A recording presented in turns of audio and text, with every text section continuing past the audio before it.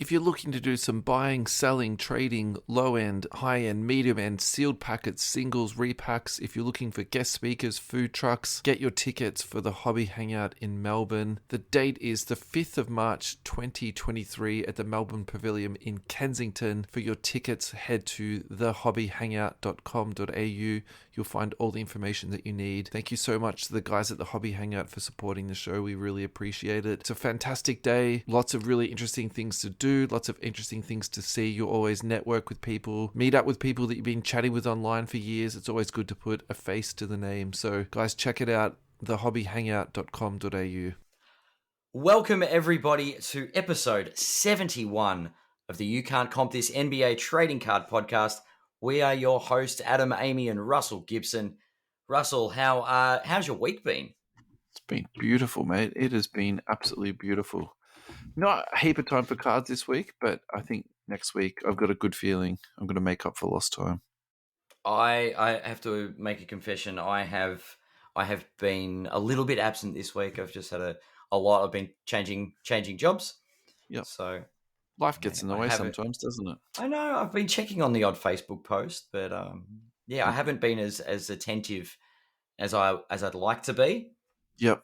But nonetheless, there are things happening. There are lots of things happening. Plenty. And shall we just start it off and talk about the elephant in the room? Your current Cade obsession. Great. I didn't realize that was an elephant in the room. I really feel as though I've talked about this quite openly. You know, it's not something I haven't discussed. Right. Yeah, all right. Let's just get it out the way though, because you just want to get it out of the way. Yeah. Well, there's going to be an intervention if this doesn't calm down soon. I've had worse interventions. Can I be honest with you? Like, I think, let's be real. It's true. There are worse things. It's true. All right. So yes, hey, definitely. What's with the obsession? Where did this come from? Where did it start? I'm not really too sure, but I think part of it is just the massive dip that he took. And I think as you spend more time in the hobby, you do sort of see opportunities in spaces. And I think that I've had a lot of those moments where I've sort of been, I wish I'd put my big boy pants on and just jumped in when it was like this, because, full well knowing that, well, in hindsight, full well knowing that, things do generally bounce back. And I think it also depends on the reason why people dip down. I think you really do need to, look at that and sort of think, is this a legitimate reason? Is this guy mortally injured and never going to get better? Is he better off being in an asylum like, Ben Simmons and Russell Westbrook or that's true. Is he someone like Cade who's essentially been held out for no good reason, and they're literally just trying to get as many ping pong balls as they can? So I think for me, this sort of more fits into the Embiid cotton wool. I think Simmons is an interesting one though, because he was initially wrapped up, played all right, had his spike and everything, and then lost his marbles and ended up in an asylum. Well, originally the Simmons thing, that was also part of their process, because if you remember, they were literally trying to get as many ping pong balls as they can. Embiid was different again, because the reason he dropped in the draft is because he was just a walking injury risk, and people didn't even know. And didn't he have an injury when he came into the draft? Didn't he have like a broken back or a broken foot, or he had some significant something wrong with him? And Philly were he played happy through to in college, and then they redshirted him for a year. So anyway, so what I did do was I tried to quantify it in sort of some way and just like create a comparison of what's happening at the moment. So these stats are a little bit old now, so these are 6 days old, but I took all the last sold prices. I did get them off Card Ladder just because it's so convenient. So Ja Morant last sold for $712. His current pop count on that is 1,500. LaMelo Ball for 500. Cade for 495. Jamal Murray for 400. Tyrese Maxey for 325. Halliburton for 315. D'Angelo Russell for 200. De'Aaron Fox for 200.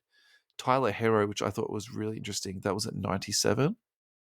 And then a couple of the other outliers in terms of pop numbers, the Cade Cunningham is just at 80. And look, it's a relatively new card, so you'd expect that to go a bit higher.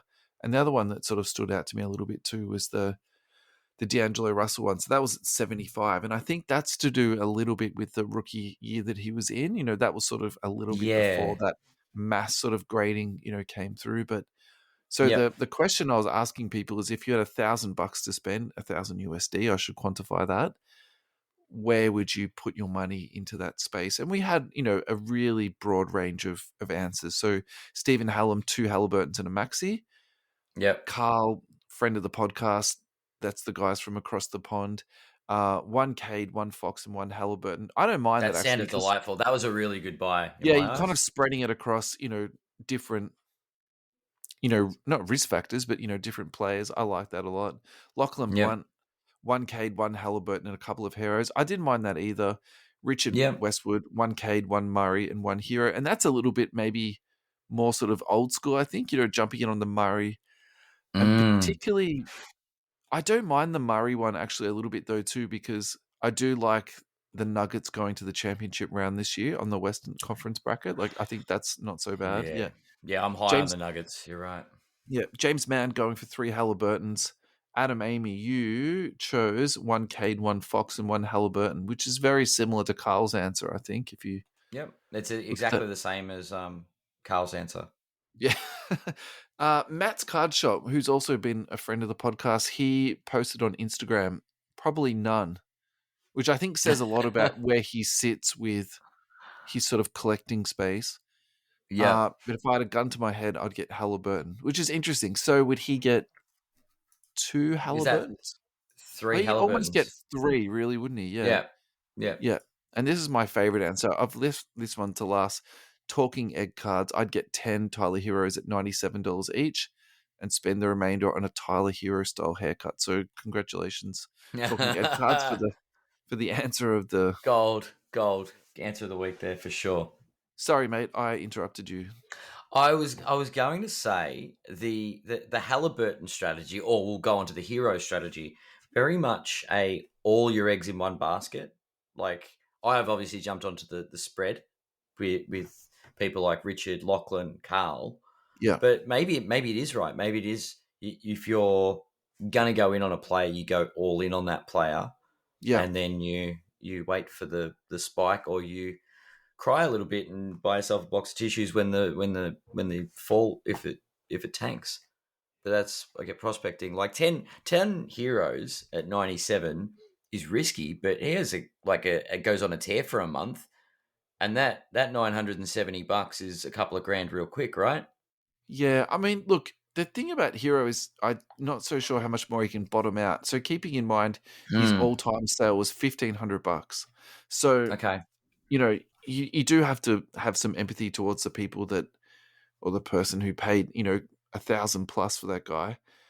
That was in May of 2020. That looks like, Yeah. if I've got my American numbers right, the 12th of May. Yeah. Yeah. So that's like the middle of that absolute, banana season that everyone went through. The crazy investor season. Look, I think the chances of you doubling your money on any of these cards, I would say the best is actually with Hero, to be honest. So I don't mind someone going all in with that, because for him to go to $200, I don't think that's outrageous. I think there's an interesting, like, just breaking down the cards that you've put up. Yeah. Because I looked at the spreadsheet, and I see Cade's got a pop count of 80, and D'Angelo's got the pop count of 75. The rest have all got more. Cade's obviously an interesting one because there's going to be more. Absolutely. But D'Angelo, with the pop count of 75, that's not going up. That's not going to go up in a big way. You're not going to see the pop count on that all of a sudden be 500. Yeah. So, I mean, that pop count's going to stay relatively low. I'm sure people will have a look around for their D'Angelo Russell rookies to see if they can get a couple of 10s graded out of it. But Yeah, look, after this much time's elapsed, I deliberately put him in though because of the fact that he's now back with the Lakers, and if they do somehow manage to go on sort of a nice deep run, I can see him getting a bit of interest behind losing that. to the Rockets isn't going to make that happen. Anyway, it's just one game, mate. It's just one game. Then Dallas. Anyway, I'm a sad man after this week. But yeah, the pop counts are very interesting. Halliburton, even like, I mean, he's going to go. His pop count's going to go up. But you see, like Murray, even it's below 200, and that's a while back. His rookie Yeah, season. yeah. That was what 16, 17? Which card do you think That's it. holds the most risk there? So we've talked about the ones that you sort of think is the best buy. What do you think is, the worst buy? Ja Morant. As much as I hate to say it, because I would like to invest in Ja, that comes Ja and LaMelo, the ones that right up the top. The more you're investing, the more upfront cost, I guess, is it's the furthest distance to fall. Do you know what I mean? Yeah, Like, I mean, I, Ja's I out being suspended by the league for what, 8 games, and you suspect that he gets himself right, he comes back, and he's the same old Ja Morant and just tears it up, and there's no problem. so he's With finished his time LaMelo, in counselling already, but we were talking about this last week just to sort of follow that yeah, up. He's done his time in counselling and he's out, so he just has to go through the league suspension. He'll be back on the yeah. court. Yeah, and this is the thing though, but like a LaMelo Ball, prayers up to Lonzo. Like the poor guy can't get the call. It looks like he's more surgery. So he's going But to be out all next year too. So and Lonzo's gone for a year. Yeah. so just to clarify which Ball brother you're talking about, then you're talking about Lonzo. We're talking about a few things Yes, at the same time here. Yeah. So but the and family has a history of injuries. Like LaMelo hasn't gone without his fair share of injuries as well. can I just close the loop on that Lonzo thing? Because that's actually pretty interesting. So the surgery he's going to have next, which is essentially either it saves his career or it doesn't, but the Yep. recovery time for it is another season. So that means all of this year he's definitely not coming back, and then he'll be Yep. out all of next year too. So I think not that Chicago he's getting even. bang for their buck. Oh, jeez, yeah, it's brutal. It's brutal for them for sure. It is. It is. So, It is. I so think the thing that LaMelo's a risk. I think anything you're paying more than $500 for is they better be a proven performer. And I don't think LaMelo's quite there yet. Ja Morant is, but we've obviously got the controversy. So there's different things that surround it. But if you're paying over $500 for a card, there better be a good reason for it. And potential yeah isn't one of the good reasons, because if they're over 500, they should already have exceeded this done potential something. bubble. You know Yeah, what I mean? Like they should be that's out of the very fair. potential side. Yeah. I think fairness, Maxi's a bit overrated probably. Halliburton's still at good money. I think with the ceiling that's on Halliburton, he's some good value, which has been reflected by the listeners where we've seen let's buy 3 Halliburtons. Yeah, definitely. I think Um, in terms of saying like Maxi's, a bit high, exactly what you said, then I actually think that actually more reflects he's got a lot of popularity behind him. And I yeah. think part of that is probably a little bit to his age. Like he's still, very, very young. Okay. And yeah, so the two that I think for me is the biggest risk is Ball and Morant. I agree with you on that. And then for me, the LaMelo Ball one is a little bit sort of twofold because I've always felt that he was a little bit pumped up. And Yeah. then I'm just very concerned about what's going to happen to him over the next couple of months because I'm not sure if he's coming back this year. And for two Why reasons. would you? Why Well, would he's you come back injured, this but year? then again, I don't actually think they're trying to win this year. And then The only this thing is they're trying to win this year is Wembanyama. this is political speculation here, but now that Jordan has said that he's going to be selling the team, I don't really think that means they want him to play more. I think selling the team with a number 1 pick makes it much more appealing than say a number 3 or a number 5 pick. So that also Yeah, leads me okay. to think that they'll hold LaMelo out, and just like how Isn't Cade is Jordan just selling his share in the team? so he's the majority owner currently, and he's Oh, going to is be he? selling. Yeah, he's going to be selling all of it except for a minority share. So exactly what that means, that could be Yeah. 1%, that could be 5%. Whatever that becomes. But yeah, so that's the one that I'm probably the most worried about. And then if you're talking about Ja Morant and what that means for collecting, maybe the moral of this story is to look at the pop count and kind of say, well, actually, should we be trying to buy numbered Ja Morant cards, even if they're PSA 7s or PSA 6s instead of buying a silver that's a 10. Yeah, it's a good one. That's Okay. probably what I took away from this because that's a staggering number. Like, what? 5 times. Okay, so it's 3 times more foxes and say, sorry, 5 times more foxes. Hang on a second. 3 times more foxes and say 2 times more heroes, but the rest of them, it's almost 10 times more. Some of them, like it's Yeah. wild. It It's really pretty is. crazy when you think about Yeah. it. All right, I think Oh. we've done that to death. What do you reckon? Yes, well, let's. So the question I had, closing thought on this: where Sure, does talk to me. where does your Cade obsession end? I still think at the moment, even though he's definitely bounced back, it's still a good buy. Yeah, yeah. I think I do think So as long as it's still a it's a good good buy, and space. Yeah, yeah, and he's still got time to bounce back, and everything's looking good. I'm just gonna still. My aim I is to like sort of it. get one a week. That's sort of my goal at the moment. So yeah. Cade train. Alrighty. So I'm directly taking this from Sports Cards Nonsense, their page.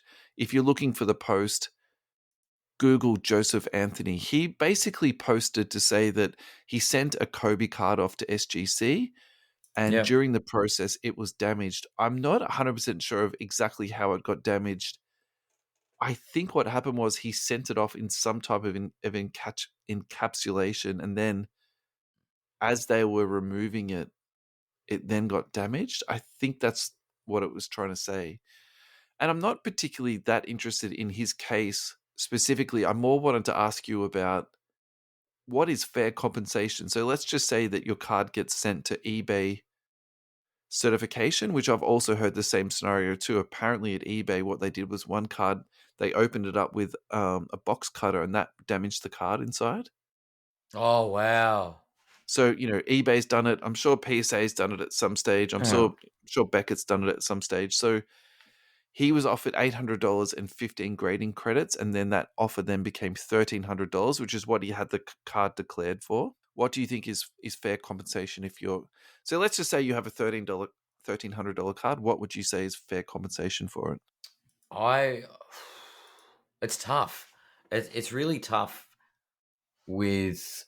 I don't know. I'm actually not stumped on it, but there's sort of pros and cons to the way you assess a card. I do like in the comments that it would have been graded a 7, so they've sort of compensated him for a grade of a decent grade of the card, and he still received a graded card to go with it. But he. No, so I think if he takes the cash from them, they get to keep the card. Oh no! Then I've read it wrong. I'm only skimming at this stage. Yep.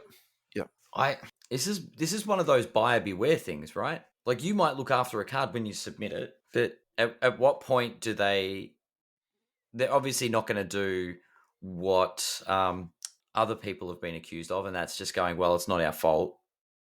You're the one that sent it off. We don't. There's actually it's part of the terms and conditions that we don't need to give you anything for it.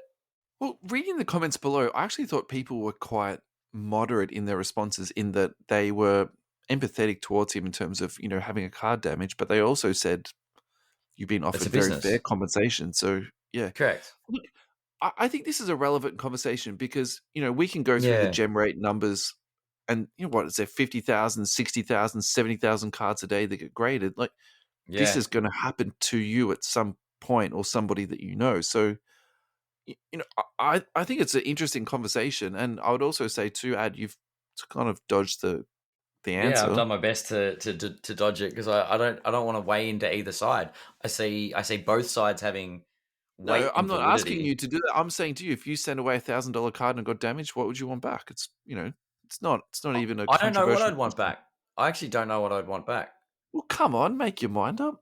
All right, so I send $1,000. Am I sending? Is the card raw $1,000, or is that what the PSA You've 10 is? you've declared it as $1,000 card, which I think would be realistically, when you're declaring it, it's supposed to be what the graded value would be. All right, so I think that's how it works with PSA. Yep. I would assume that my card, if I'm sending it for grading, at the very least is a 9. I'm hoping for a 10, right? Absolutely.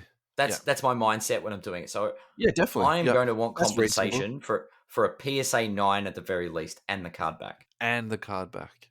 Yep. Because you've Okay. cost me a PSA 9 card. I'd like my card back in a slab. Because it's not a PSA 9, it'll be a PSA 5, but at least I've got the card slabbed at a much lower value, and you've compensated me for if I would have flipped it at its higher value. Yeah, because I wonder if they would offset their losses because they keep the card if they give you the cash, then they would sell it. Sure. So then instead of being out of $1,300 pocket, they might be say out of only 800 That's fair. or But 500, whatever. they've But that's what you cost want. No, that's fine. Yeah, they've cost that's fine. me future growth on that card. Yeah, sure. That's worth $1,000 now as a PSA 9. Yeah. And it's Kobe. We're not talking about Anthony Bennett. Do you know what I mean? Like we're talking about a Hall of Famer, And one of the top 10 NBA players of all time. I think So you're probably leaning to a little bit of where Joseph was going, because I think his frustration was it's a short print. It was a case hit. You've literally cost me future earnings on a card that I know is going to go up. Yeah. So my future earnings compensation is give me the damn slabbed card and give me my $1,000, which is what I would get now for flipping it. So, which I still think isn't completely fair, but I'm prepared to compromise on getting my future earnings as a shitty version of the slab card and then give me the cash for it. So I can go and buy another one and try and flip it. Or buy another one if there's enough in print. Yeah. Look, I I want to buy a PSA 10 with that money. I think in that instance, you are actually double dipping. So I would say the probability of you getting that deal would be pretty low. Yeah. And the probability is probably not there. I think that the deal that they offered him of $1,300 seems pretty good, and then they get to keep the card. So I suppose I would probably take that deal. And then the grading credits, that's kind of a nice thing. What is a grading credit worth? I would probably say around $30 AUD a piece off the top of my head. Okay. Because that's it. Like my biggest point about it is I feel like that card has future returns. Yeah, no, I understand what you're saying 100%. Yeah. Yeah. So, but I suppose, I think the other thing too, so he actually threatened them with litigation, and then after that they blocked him, which I didn't realize. So I don't like that. I don't like that course of action. Reading through the comments, so apparently what they said was, if you do that, that is the normal course, because then essentially they won't interact with you on a personal basis. They'll literally let it go through like the legal process. So I think not that I walk around threatening people, but I think that's a good lesson to learn. And then I'll probably say the other thing too is maybe that sort of leads me to think sort of take their first or second offer, because once they've sort of offered you twice, that seems to be it. That was my take. Don't piss them off or you're going to get in trouble. Yeah, I mean, if you go down to litigate, if you threaten legal action, they're going to go, we're not talking to you anymore. You will speak to our lawyers. Yep. That's like you've threatened and they've called you on your threat. Yep. But yeah, the question was what I consider fair, and I think some form of compensation. You answered it. Yeah. Yeah. Like I'm sure they probably wouldn't like to come to the party, but I wouldn't threaten legal action. Yeah, so guys, if anyone is listening and you have been through a similar experience and you're happy to share with us, I would love to hear, because it'd be interesting to hear what does PSA compensate you? What does BGS compensate you? I think that would be interesting too. It's definitely an interesting one. I think it's very situation dependent, and I don't think it's something that happens very often. I think it's the biggest thing to like. How often do you think these big grading companies actually damage stuff in transit? Like, I would say every day. If they're doing 60,000 cards a day, the probability would be there that this happens every day. Wow. It has to. I'd say that my argument would be that they're that good at it that it doesn't happen very often. But yeah, you're right. Human errors. Even if you're really, really good at something, like that's still less than 0.001%. 60,000 a day, man. Like it's what's being graded these days is huge. Alrighty. Next on the run sheet is a submission from Jared Begg. It's an error card. It is Nicholas Batum, silver cracked ice on the front, and Franz Wagner on the back. And I know this speaks to your heart, Adam, so I'll let you... It does. I said I really wanted to address this. I like it. Let's get the permalink. You did share this in the Facebook group. This was awesome. Jared did on February the 25th, so if you are looking back for it. Yeah, I said to Jared, this one's right up my alley. So I used to, and I have friends that collect Magic cards. Yeah. And one of their biggest things, and it's funny because in the community of trading card games, misprints are actually quite big. Interesting. Like finding a card that is misprinted, I think if anyone's actually interested in it, look up Wyvern Magic the Gathering cards. And it was actually a different card game.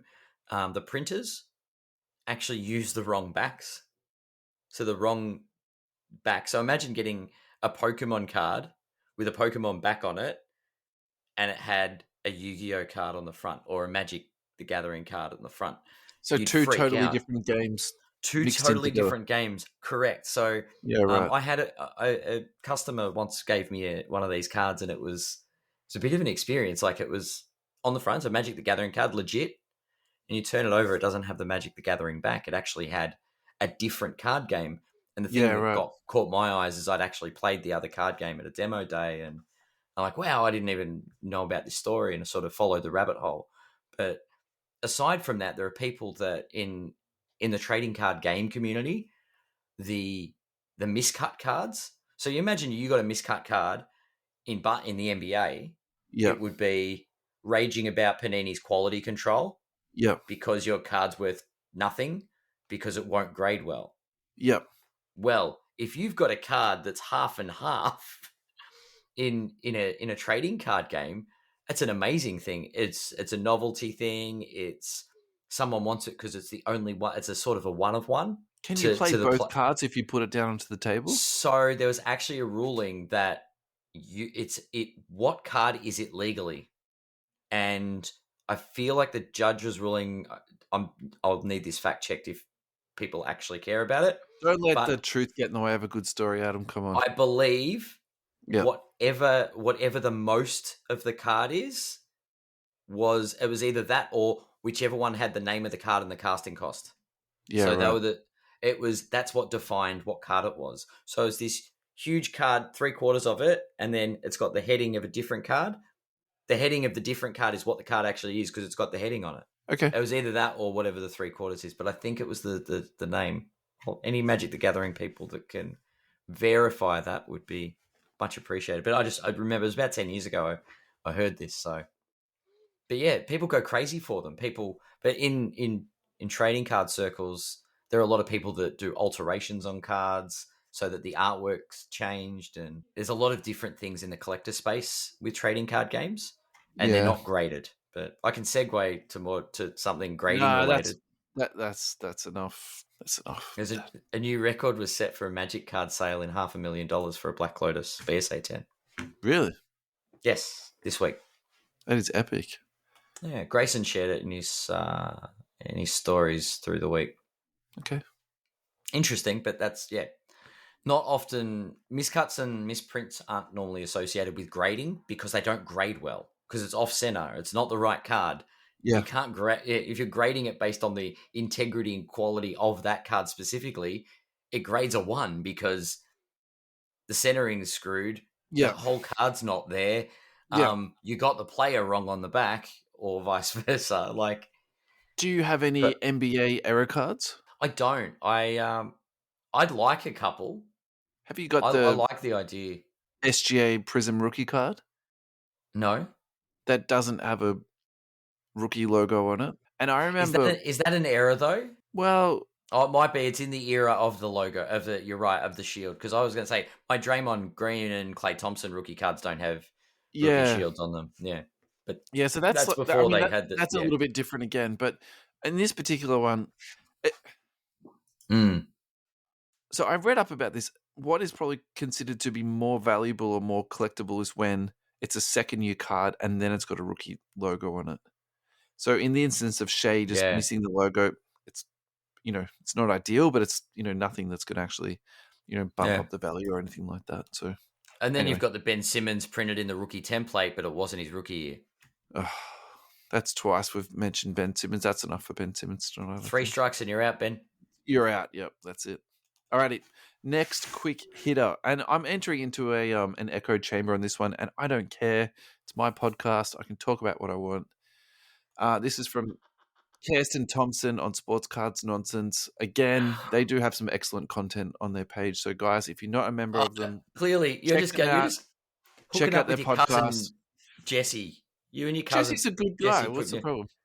Alrighty, thought you all get a kick out of these old screenshots that I found. A lot of people think we're at the bottom. We're not even close. And And everyone should be thankful for that. The fact that everything is stabilizing where it is just shows how alive this community truly is. So, and basically, that's the point I'm trying to emphasize here, or sort of, make clearer.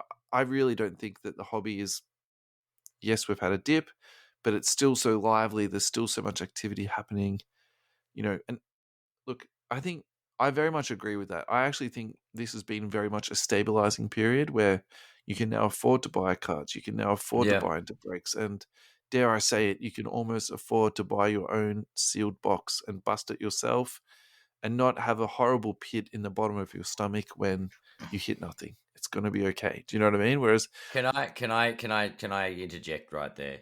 of course Because you can. every time I buy a box and hit nothing, I get a giant pit in my stomach. It's not a nice feeling, and it can happen. It's not fun. But okay. So for example, Prism Retail is now selling for about $130, right? There Yes, was a I was gonna time, follow that up with, but now I can afford to go and buy another box after I get that yeah, pit in my there stomach. was a Yes, time when Prism Retail sold for like $1,200. yes. You know what I'm saying? Like, it's bananas. Anyway, okay. What? So Yeah, some of the yeah. screenshots this guy put up was Prism Retail 18, 19, 24 pack box 68. So it'd be like, say, 70 Mm-hmm. US dollars, so around Yep. 110. Yep. Luka Doncic silver rookie cards. These are raw, 350 a piece, 375 a piece. This is probably my favorite one. The red, white, and blue Luka for $37, $36, $40 USD. So, like, it would be really hard these days to. Oh, you'd probably get a Cade for that much, I suppose. That's probably like a modern comp, isn't it?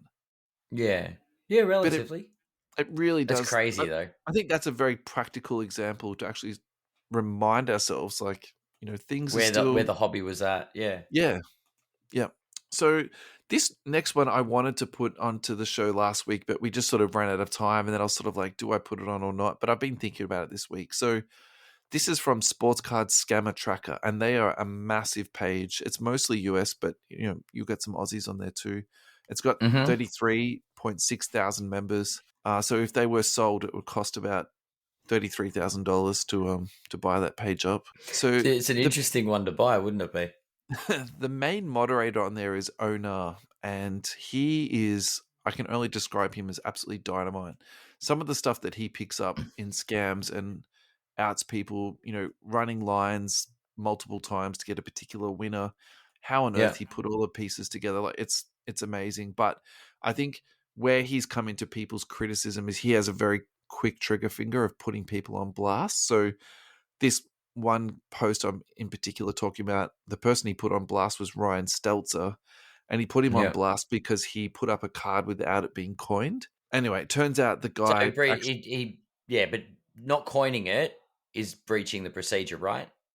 So he did have a reason to go off. well, yeah. So I think the feedback was he could have put him onto a scammers page, or he could have reached out to him and messaged him, or he could have just moderated the post and and removed it. So I think there's different ways of doing it. I would probably say too, it's not really a scam to put up an uncoined picture. Look, it's the rules of the room, so you have to obey. I'm not saying disobey the rules of the room, but I would also say too, that's a pretty soft reason to get put up. So, Yeah. and then as a result, Ryan had people messaging him and all that type of keyboard warrior type, behavior. And then Onar actually came back and backtracked and, then apologized. So I Mm. think, so where I'm getting to with this is when do moderators get it wrong, and what are some of the things that you think moderators could improve on? And you can use either specific examples or you can be, very broad. So Look, I'll say it very straight. I'm not going to put any restrictions on anybody. I think everybody in this hobby, except for the bots, are human. yeah, I thought I'd make a bot joke, but like we all make mistakes. yeah, I think what definitely. Onar's done and be accountable for his mistake and say, look, I Yeah, got it wrong, yeah, definitely. Yeah. but you can't sort of discredit the guy because he got one wrong when all the scammers that he has identified over the years. Do you know what I mean? Like Yep, definitely. I understand what you're saying you 100%. don't coin a card, you see it, you see a behavioral pattern that you've seen time and time again. I mean, what are you supposed to do? You I do don't need a like. lot of I patience don't to like. moderate, yeah. I And maybe also he don't ran out like of guilty till patience. proven innocent. And who knows? Maybe Ona had a bad day. Maybe he's like, oh, I'm sick of all these scammers. Yeah, Had a yeah, totally, shocker, yeah. saw it and go, oh, here we go. Here's another one. And you Got a bit can get hot a quick tempered, trigger finger, and absolutely, yeah. Yeah, yep. And you're just like, oh, not another one. And the frustration it causes, it's like, I shouldn't have to work so hard moderating this stuff. yeah, Why can't people just get it right? And then, yeah, I feel for the guy, but I think it's very honourable what he's done to set the record straight, so to yeah, speak. yeah. And I don't begrudge anyone making a mistake. I don't begrudge Ryan for not coining his card. But as long as the communication channels are open and everybody decides to back off with being keyboard warriors, I let the think that to moderators me, moderate. I struggle with that. I think that actually highlight, not that again that I'm messaging people out of the blue to to do that stuff, Yeah. but you do hear about it from time to time, and I'd probably say that is actually this is a really good example of why you shouldn't really be doing that. Well, Um, it's easy for people to get on their high horse and have an opinion yeah, and rage against the person that got it wrong or the person that's been outed. And it's like glass houses. That's why I didn't want to go off myself and have yeah, too much of a not an aggressive opinion, but do you know what I mean? I don't want to go and no, no, slap definitely, someone for yeah, I hear you, yeah, getting things wrong. And you know what? We're all human. We all need to have a little bit of patience. yeah, And there are going to be scammers that don't get caught, and there are going to be people that do things in a certain way that attracts attention that they might be accused of being a scammer. It doesn't mean that we're not all doing it for the best interest of the hobby. And at the end of the day, that's what our moderators are here to do, is to make this hobby a safe space for us. Now, frankly, I'd rather someone get it wrong and apologize later than go, oh, maybe you just forgot to coin it. And then 2 weeks later, see a post with the guy going, I just got scammed. I got scammed out of $1,000. Why weren't the mods onto this? Do you know what I mean? Like, So you would rather see him put onto scammers for that? I would rather someone be alerted and then retracted rather than someone not be alerted and then found to be a scammer later on. Yeah, rightio. I mean, I would say, I don't like either situation, of course, yeah, but it's easier to rectify the mistake of accusing and then withdrawing. I'm not sure I've ever seen someone put on scammers for this particular infringement. Like for me, I'm And kind of that, like, yeah, I guess that no, you raised a good point. Like this is being put on the scammers page. This that's isn't pretty full on. a Yeah, sales thread where someone's calling it out, going, "You haven't coined the card." yeah. You're right. It's an overreaction. Because I would say the person I see in Australia asking for coins the most is probably John O'Michaels. I feel like he's always like on top of that. And Yeah, then if you look at our sort of local scammers pages, I've never seen. It's usually pretty bad when someone gets called out on scammers, and it's usually quite yeah, far down the line too, where they've exhausted all of their as you were talking about before, communication. So look, yeah, I think he had too quick of a trigger finger, and look, hopefully he did learn from it. And look, yeah, I do moderate a couple of very small pages, and I'm no wizard at moderating, but I would say the thing for me is that I think is more important than probably anything these days is just post approval, because I really feel like you really weed out 99% of the problems before they get there. Do you know what I mean? So I think that's probably where I sit these yeah, days. yeah. All Just right. reading through the chat, Lachlan Blunt did say he uses a graded coin, just to be sure. Yeah. Of course he does. And uh, alrighty, so let's dive into some cardboard goodness. So this is from my favorite Twitter person, Eric Whiteback, the collectibles guru. Check this guy out if you don't already. He just posted today that the Devin Booker rookie RPA just got pulled. So the one of one Logoman from Flawless. what? It's an What? absolute, How did this come from someone other than Backyard Breaks? There's a conspiracy. They've held it away from Backyard Breaks because it was pulled by Catch Sports Cards. yeah, Catch Sports Cards hit it. So that's massive, Massive, They bought massive the card. case. Oh, they bought the case off Backyard Breaks. No, I'm joking. I'm joking. By the way, anyone, no, don't quote me on that. Oh God, I don't want to start the next conspiracy. So he priced it between 250 and 500K, and he based that That's a on. big range, though. It is a big range, but I think let's just call it, even if it gets the floor, if it gets 250. I'd say a 300K plus card. Yeah, look. Yeah. I I just think you'd think have to. $250,000 like spread is a big spread. Yeah, definitely. I agree with that.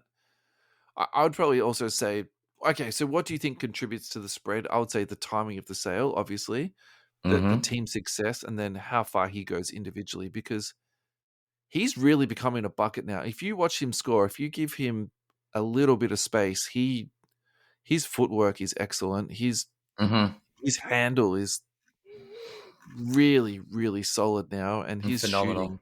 his shooting is just automatic. He's a bit like Bradley Beal from 12 months ago with his shooting now. He's just, you give that kid space and he's just a bucket. Yeah. Look, I love this card. I love to sort of hear stories like this, and Yeah. sort of, I get to live, vicariously through other people. What a hit, honestly. Congratulations. Congrats. All right. Sticking We've with got it. Mr. Eric, we are going into one of my favorite comps, and this is going to be the theme for the next sort of two things on the list. So we've God, this got is a the player most versus player of the ages.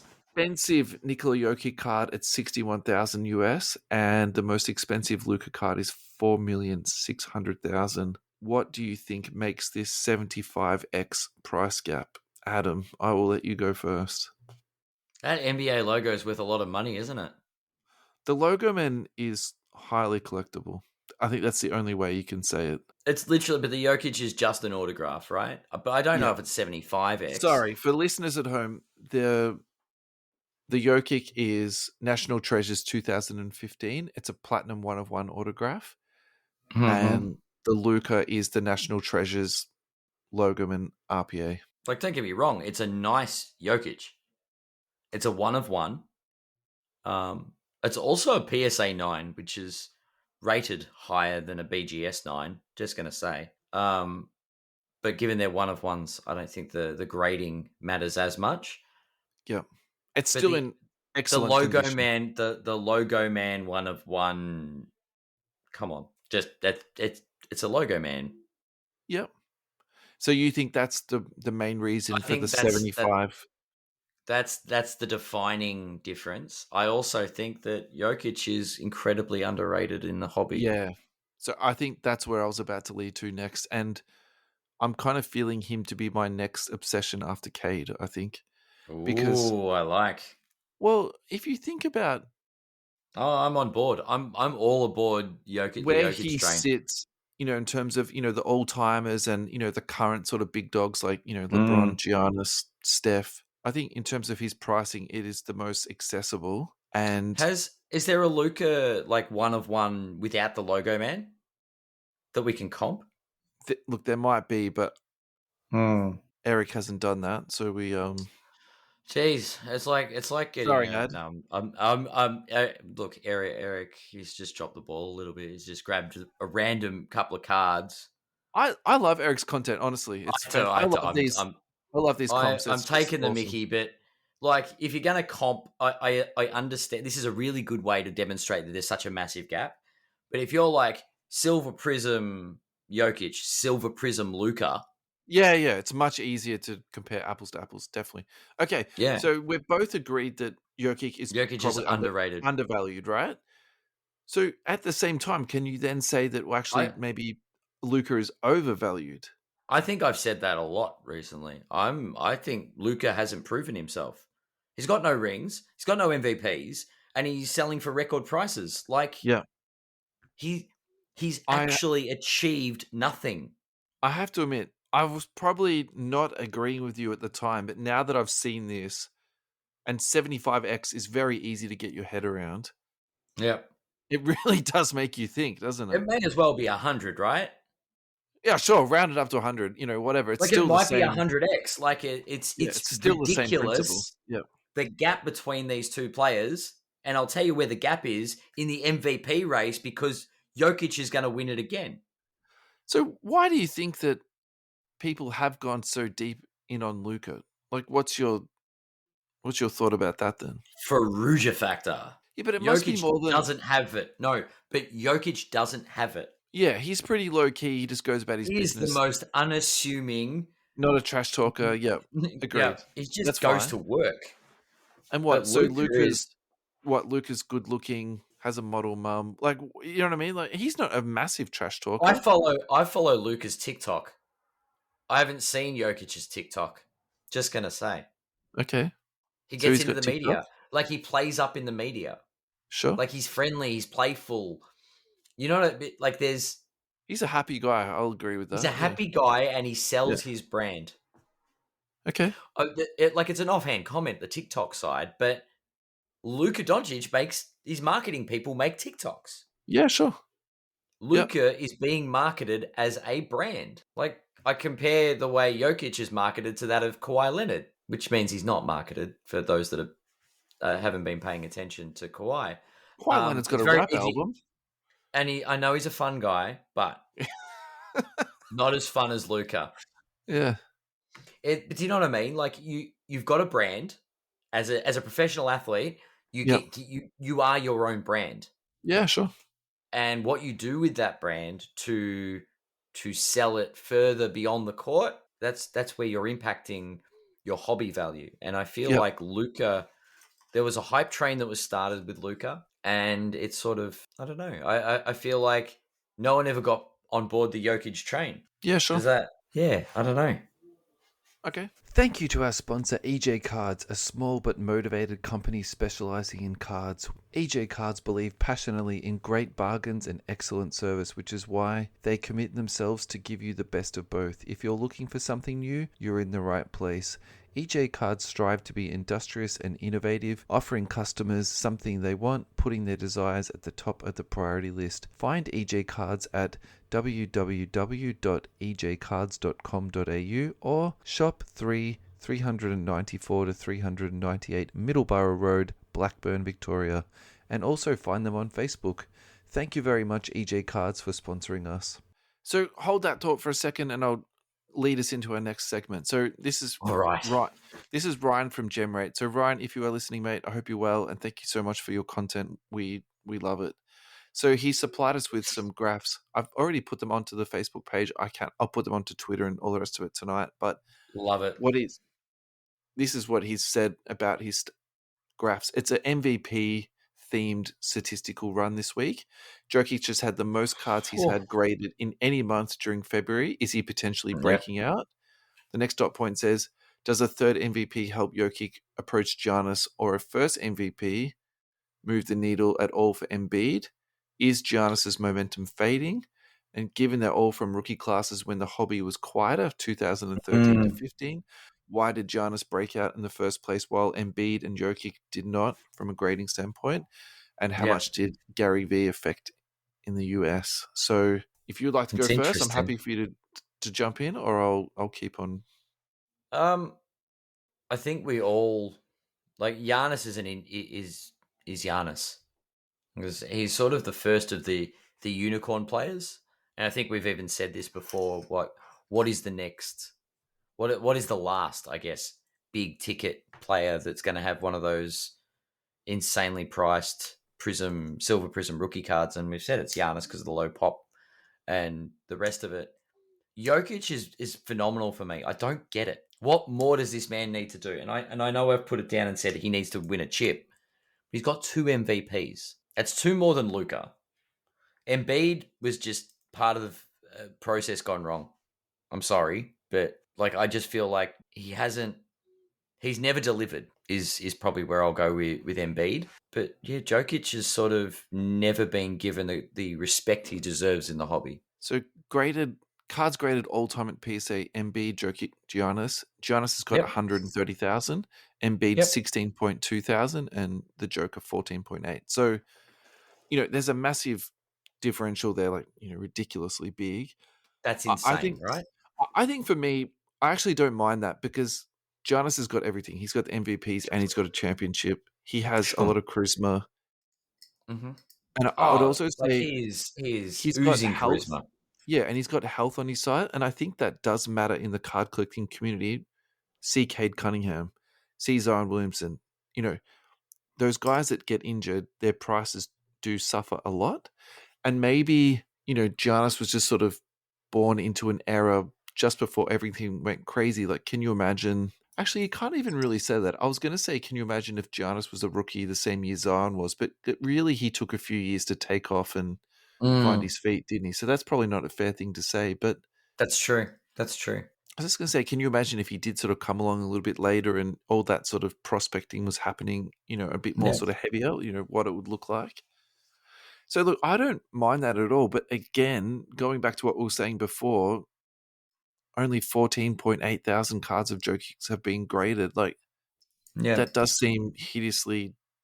So I think that to me says two things. One, I think, you should look at the price of cards that already been graded. And then secondly, can you buy raw cards and send them off to get graded?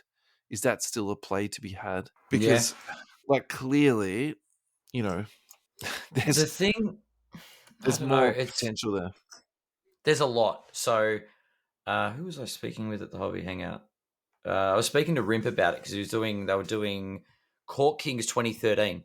He's got a case that he was, that he'd already broken one box, and they were slowly going through a case of 2013, like looking for Giannis rookies and stuff. Sure. And there is a lot of that product that, like, everyone's like, 2013, let's get Giannis, let's get Giannis. Why people haven't gone, let's go and get us some Jokic, is beyond me. Because there is a high probability that this man wins a third MVP award.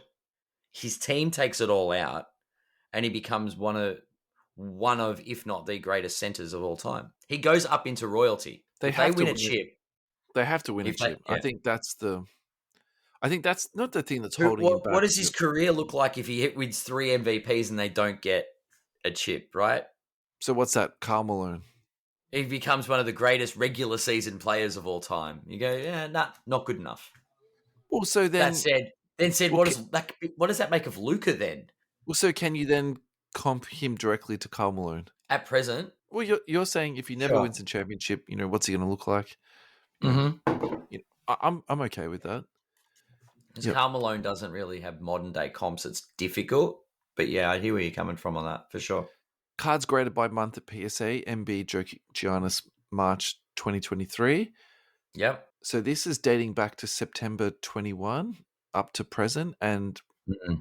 September 21, 5,000 Giannis cards were graded. It Yeah. slowly trickled down to the last month was 1,735. Yeah. Jokic and Embiid have trickled along pretty much at the same, sort of in the 500 to sort of 600. And then Embiid has dipped off this last month to 284. Now Jokic has shot up to 841.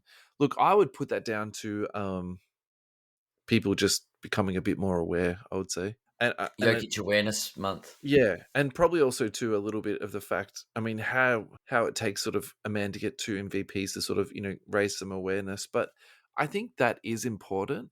And I'd probably say Yeah. the other thing too is maybe it's as simple as the NBA League Pass dropping down their price a little bit. Now more people actually get to see Nuggets games because there's, more availability on League Pass and Mm. other streaming services. Because I would say that would be one of the things that traditionally has held people back. It's just, Yeah. marketplace for him. Yeah. Like The market. traditionally, Denver wasn't on national TV. Like it's literally as simple as that. Agreed. Agreed. Yeah. I just still think that he obviously doesn't do himself any favors as far as his marketing goes. I Like think next week he's very fundamentally sound player. I think next week we do a bit of a deep dive into Joker prices, do some comps, Yeah. and keep Give sort the of this man the respect he deserves. yeah, keep this conversation going. Because I think what I've taken away from these last two sort of segments that they've done is like the feeling I have is that he's undervalued. Is he a buy at the moment? So why don't we Yeah. keep going? We'll go a bit deeper on this next week, Ad. Yeah. Yep. I like it. I like it a lot. So thanks, Ryan. We love your content and thank you so much for contributing to the show. It's very much appreciated, mate. Yeah. Means a lot. Means a lot. The next thing is a little bit of local advertising. The Melbourne Card Fair and Collectibles, Sunday, March 26th. If you already have a ticket, please note it's a change of venue. It has been advertised, but just please do make sure that you don't turn up to the old venue at Oakley. It's now at Doncaster, 11 a.m. to 3 p.m. There are some footy players. I was going to go to Oakley and go to where the Oakley venue was and set up like a card table and just have a little Take pocket people's change money. sale there. That's just a pocket change sale. Submit Or you mission could just sit out the front and just, take people's $10 that were buying and let tickets them on the into the door. building. Yeah. I'm sure we won't be the only people to turn up to the wrong venue, surely. I could do that and then offer them a lift to the other one. No, I have to get a bus for the day.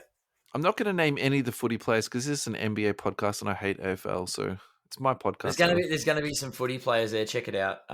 There's an advertisement somewhere. Yeah.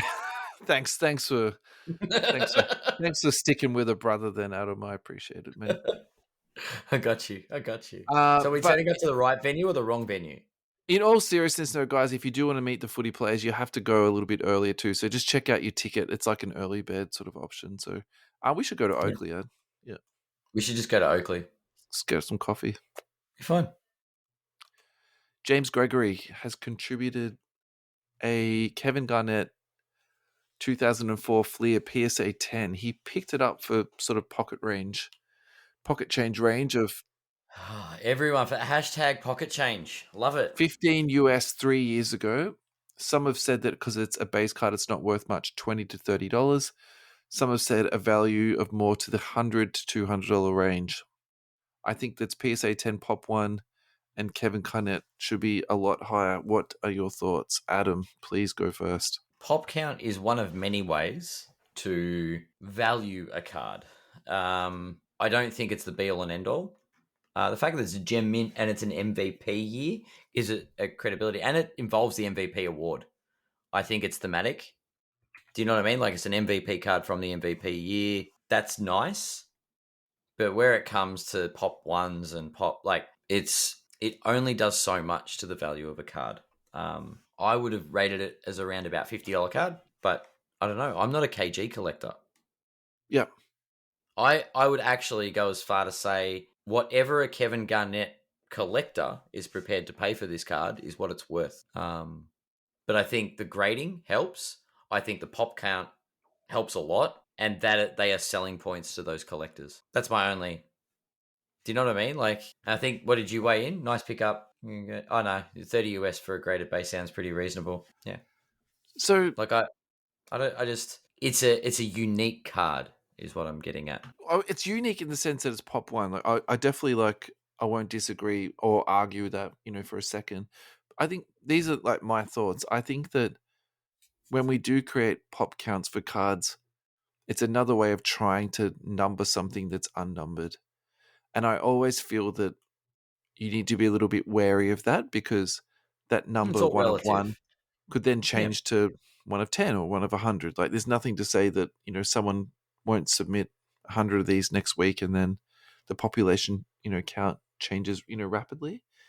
Yes. So I think that's my first comment. My next thing is I would probably, realistically, if we're taking this as not so much talking about James's card in particular, we're just sort of more doing this as sort of like an umbrella, like, lesson or, a chalk and talk. I think one way to look at, value is to look at a raw card. And then if it's PSA 10, you could say it 3Xs it to 5Xs it, depending on, where it's sitting. Love it. So if you're getting $30 to $50 for that, I'm totally fine with that because, you do have to factor in PSA grading costs. You do have to factor in postage. That's fine. But I think you'll probably find you'll buy that card for, say, $1 to $5. And I'm saying that in the kindest possible way. Yep. And so I think asking $200 for that is probably going to be difficult to sell it at that price. But in saying that, you never know your luck, and you might find a Kevin Garnett collector that's been looking for this card forever, and then they've always wanted it, and they've had a couple of beers and they pay for it. You know what I mean? Like, I don't think it's impossible for it to happen. If you've got a KG fan that would pay, say, $10 for it, raw, I don't think it's much of an ask to take away the painstaking process of sending a card off to get graded to get $100 back for it. Yeah. Actually, if you say it like that, that's not outrageous, is it? Yep. Like, I think for a PSA 10, regardless of pop count, you're basically saying, I've done all the hard work of getting this card graded at a 10 for you. Yeah. So, Look, yeah. I think if you pay 10 to 15 US for it, so let's just call that $25 Aussie. I think if you get 50 for it, you've still doubled your money. If you get 100 for it, well then, you've just done better again. So that's probably where I'm sitting with that. So good pickup, mate. Yeah, and that's a nice pickup. I either hope it stays in your collection or, you roll it into something nicer. James Gregory again, and this is going to move into pocket change. He went to the Collector Con Toy and Hobby Fair in Penrith and picked up a whole range of stuff for $50. Looks like there's a bit of TCG grading there, which is an Australian grading company. Yeah. There's an Elijah one there. There's a Penny Hardaway, a Pippen, God, Derek I remember Rose, those. Yeah, I remember a lot of these. Keon Johnson 1-1, a LeBron James, looks like Contenders card, Vlade Divac, encased on card autograph. The GOAT, Alex Caruso, red, white, and blue vet card. Look, I think that's a nice little pickup, mate, for $50. That year, the Shaq, the upper deck. What is it? It's the one with the Jordan pseudonym in it. Is that the set we're looking at? I'm not sure. Anyway, sorry, I'm segueing. No, please do. Look, I was just going to say, I think this is the sign of the times at the moment. I think at the moment you can go to card shows and you can get good deals. You can go to Facebook pages and negotiate with people. People are looking to sell, and the market has cooled off a little bit. So. The market's cooled off a bit. There's some bargains to be had, and there's if you want to collect something, there's opportunity. Absolutely. All right, pocket change for the week. Ad, what have you got for us? Pocket change. I've done nothing card wise for pocket change. I've done absolutely nothing, but I can go back and look at other people's pocket change. I've got logos. Sure. What have we got? I think the last person to contribute was Lachlan Blunt, by the looks of it. Yeah. Who is prolific, by the way. He is the pocket change master. CJ McCollum iMac patch card for 99 cents, numbered to 99. I've actually picked up a couple of nice ones. I got a De'Aaron Fox iMac base card numbered to 99 for $5 US. And I got this one, a mosaic. It's the mosaic silver for $7.83. That's from his rookie year. So actually I'm pretty happy about that. So yeah, that's the end of pocket change. It's I know maybe I need to get a new logo up. Maybe we need to bring back. I think everybody's been screaming for pocket change. We need to. Guys, if you've got cards you want to share with us, just chuck them up. We can definitely put up posts, but you don't need to wait for our permission, honestly. You don't have to wait for our post. You can put your own images up and start a new thread. We will find it. Absolutely.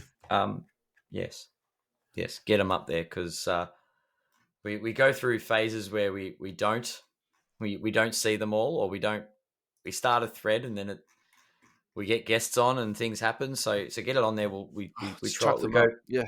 We just troll through the Facebook group and look for nice, sweet bits of pocket change.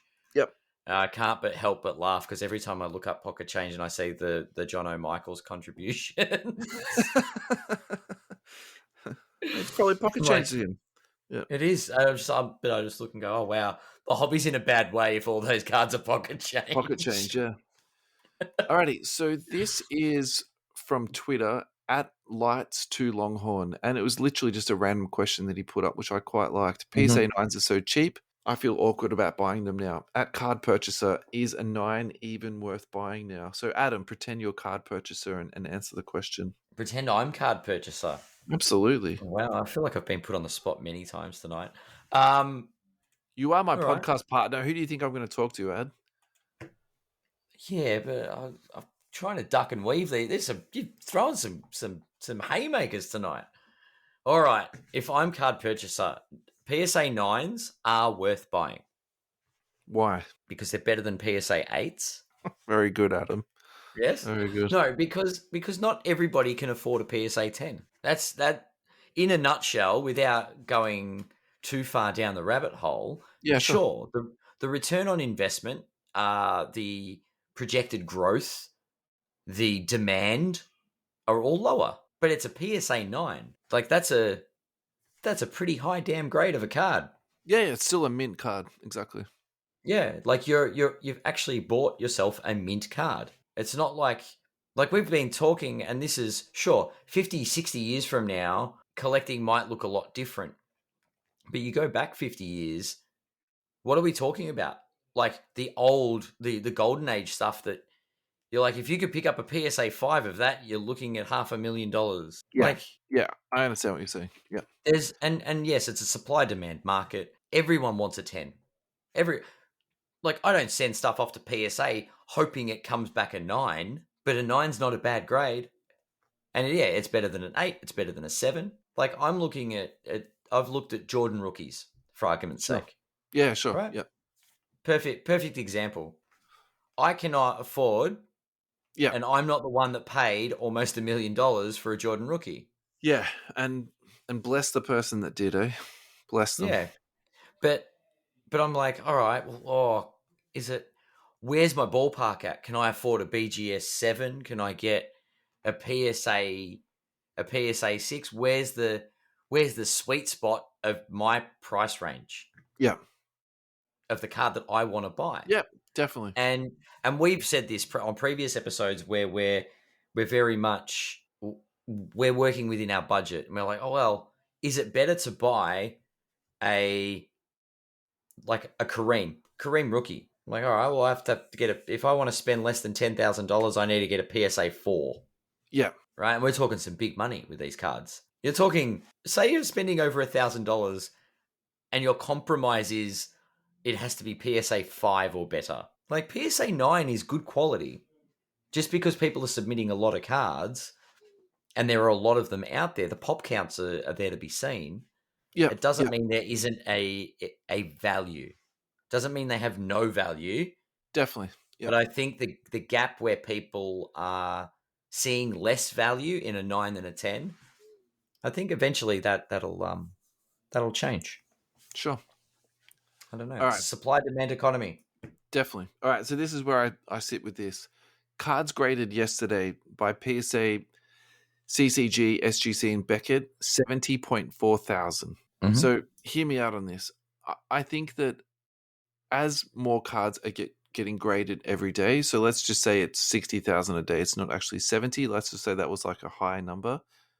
I think there's going to be more and more 10s out there. There's going to be more and more 9s out there. And I think what that will mean is that there's more availability to buy 10s, which will probably push the price down a little bit. And then I would say, as a consequence, like 9s will come down also. So I think for me, it's a little bit buyer beware with 9s at the moment, because I think we've already seen like a dramatic decrease across all cards. So this is probably not going to be as dramatic as what please. I'm not making this about to be dramatic, but just sort of like hear me out. So I think 9s are going to go down more.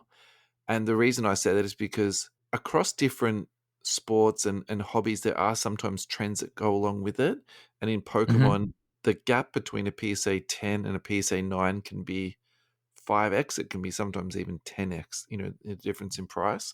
So I do wonder if we're having 70,000 cards graded a day, is that the same trend that we're going to be heading towards with basketball, particularly with base cards, particularly with unnumbered short prints and silver prisms, ruby waves, NBA blue at 75, all that type of stuff, when you're essentially paying the same price for a PSA 9 that you're paying for raw, because they're just basically, there's so many of Yeah. them, and then they just become less collectible. Yeah. Do I think that it's a good opportunity to buy into something? 100% I do. I think if you can get a PSA 9 for the same price as a raw card, that's an absolute home run, unless you're Yeah. buying that raw card with the intention to grade it. And I'd probably, my last thing to sort of add to that is just that, yes, it's a good buy. And, even some star player rookie cards that are PSA 9s, I think, they're very intelligent, buys like Giannis's, Luka's. Do I even dare say it, even Ja Morant in the next couple of months, if he takes a massive dive, 9s might be really, really good buys. But I think you do have to sort of keep in mind, when you're reselling them, 9s are going to be a little bit trickier to sell than 10s, just because of all the things, we've just sort of spoken about. So look, I didn't disagree with anything that you said, because I think managing your budget is a very important thing of, being in this hobby for a sustained period of time in a healthy way. I think, that's Yeah. that is very, very important to to do that. Yeah. But I do suspect over the next sort of 12 months to 24 months, we are going to see a different way that we interact with PSA 9s, just for the fact there's so many of the damn things. And I think Yep. you can Yeah. only say it like that. So, yeah. Yep. Yep. But as I said, we are in a supply demand environment. Yeah. Well, that goes to And exactly what I was yeah, just saying, though, right? The yeah, supply and demand of them is just, yeah. wild. Yeah. So yeah, there might be opportunities, and there might be yeah, Yeah. At the right price, it's a buy. Yeah. yeah, for sure. All right. James Wiseman, we need to talk about this guy. This is All from right, at Golden State, but the L is spelt as a capital I. James Wiseman tonight, 18 points, 8 of 15 field goals, 14 boards, 3 blocks. The James Warriors Wiseman. the Warriors gave up on this kid probably too early. You could almost argue that they drafted the wrong person. He was never going to fit into a read and react situation. He had a very disrupted Yeah, college career, and then COVID happened. Like he really was put up against a big ask. yeah, this is true. But yeah, maybe at the time he looked like a good pickup. Do you know what I mean? Like, what direction you think you're going one year to what direction you end up going are two different things. I don't think that if you were, I can't understand how the front office can honestly say he was going to fit into their offensive scheme. There's no world where he fits in there like that. Do you think? Do you think if the Warriors didn't win the title last year, that things would look different? That they hadn't Probably, prepped for a title run. They weren't poised as well as they were. probably not, because I think that the core of that team is still going to be Clay, Steph, and Draymond, and you could sort of say the next part of Mm. the core is Jordan Poole, and I think with that you still should be competing for a championship. And I personally believe one of the reasons why, other than the fact that he's a draft pick that's gone bust, that they did move him on was because of his salary. Like, I think he's getting paid $10 or $12 million a year, but for the Warriors, because of their luxury tax repeater bill, that's more like $35 million a year. Like, the money Yeah. they saved on trading him was significant. Yeah. So Yep. getting back to the bare bones of James Wiseman, though, so he last Yeah. sold for $6.88 for a silver. I'm looking at the Mm-hmm. all-time data here. The highest that he sold for was nearly $450, Yeah. $435 US. Look, I've been very low on James Wiseman, and I've probably been very critical of him, but I'd probably also say there's also a time and a place to be buying everybody. And I think that if you want to have a little dabble on James Wiseman, I think now is the time. He's getting Now's playing the time time to to have a yeah. crack. Yeah. He's healthy. His prices are rock bottom. I think if you're getting a silver for $10, that's pretty damn delicious. And Yeah. I think even if you lose 100% of your money at $10, you will probably still be able to afford your coffee the next day. Do you know what I mean? So I think that's definitely Yeah. worth True. the True. yeah. This is hopefully going to be a quick hitter, but we'll see how we go with this. What would you consider to be a non-sports card purchase that you would like to add to your collection? A non-sports card purchase. Yes. Hmm. What would you like to add to your collection that's non-sports card? That's an I'll do a bit interesting of one. I'll do a bit of filler while you contemplate this. So Okay. I'm pretty much 100% NBA. I do have one Hmm. WNBA. I've got a Becky Hammon autograph, which I'm pretty attached to that. Yep. And I would say the chances of me selling that is very, very low. Yeah. I would love, Non-sports. yeah, I would love to get someone, say, like Leonardo DiCaprio or Quentin Tarantino or maybe John Travolta, something like that. Some huge, movie star that I've watched, like Pulp Fiction, 100 times, and I love that movie Once Upon a Time in Hollywood. For the DiCaprio Yeah. in that. I mean, DiCaprio's been good in a whole, Yeah. bunch of stuff. Actually, I know what I would get. I know what I would Talk to want. me. What would you get, mate? So a little while back, actually years, we'll say years back, Yeah. while I was in my spending lots of money on lots of basketball cards with our friends at Cherry. I bought a box on stream, and they opened it all up of Clerks cards, the Kevin Smith movie. Yeah, right. I would like a Kevin Smith on card auto. Simple as that. Something. I love Perfect. Kevin Smith as a director. Yeah. Love the viewer skew universe that he created. Clerks, Clerks 2, Clerks 3. Come on, Clerks 3 was horrible. Yeah, all right. It got pretty. Have you seen Tusk? Just Anyway, just say Clerks 1 and Clerks 2, and I'll be like, okay, that's fine. That's all fine. right. Clerks, Mallrats chasing Amy. Yeah, they Dogma. were. Yeah, they were. Dogma was one of the best movies I've ever seen. Okay. But anyway, All right, great answer. I like that. Yeah, I would love a I Kevin think Smith on card auto. that's something else on my list eventually to get is just some big Yeah. celebrity. Yeah.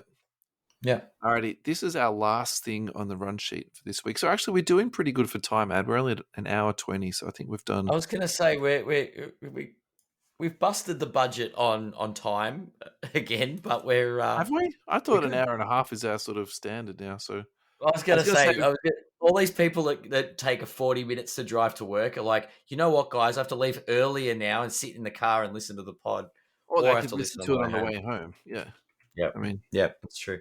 It's true. Break it up into alrighty. 2 days. This is a little bit of NBA card nerdery here. So this is about Jaden McDaniels and the NBA whole card nerdery. Have you just coined a new term? little bit of a deep dive on this guy. The I'm putting reason, that on a mug.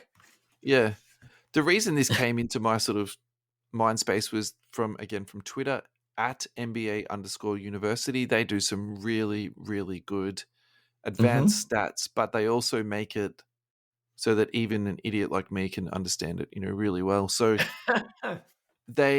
what they've done for this guy is basically they've taken all of his advanced stats and they've put them into like a pie graph, and also they've put grades next to it. So every one of his grades has got A plus next to it.